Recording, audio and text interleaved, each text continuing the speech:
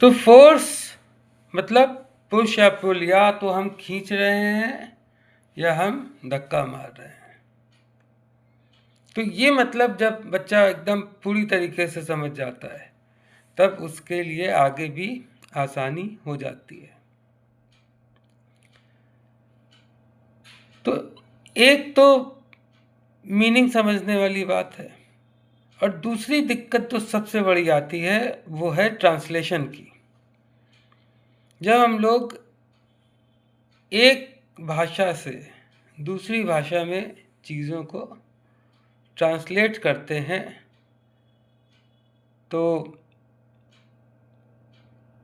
उसमें भी हमें समझना चाहिए कि कौन से शब्द रियल मीनिंग हैं और कौन जस्ट एक यूसेज की तरह यूज़ किया जा रहा है because of lack of words. तो धर्म हिंदी का एक शब्द है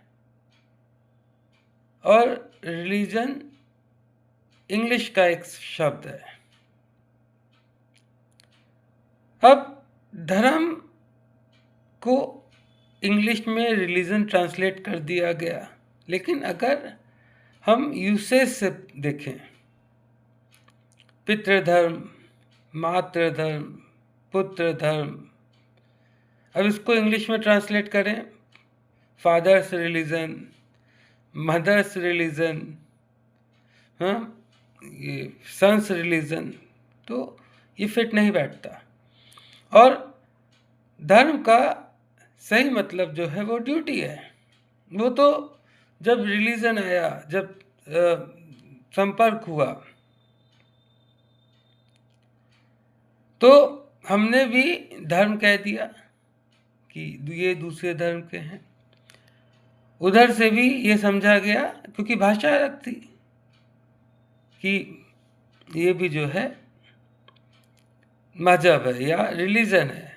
तो जब एक दूसरे को मिलाया गया तो गलती ये हो गई कि धर्म का ट्रांसलेशन इंग्लिश में रिलीजन हो गया और रिलीजन का ट्रांसलेशन धर्म हो गया। लेकिन यूसेज वाइज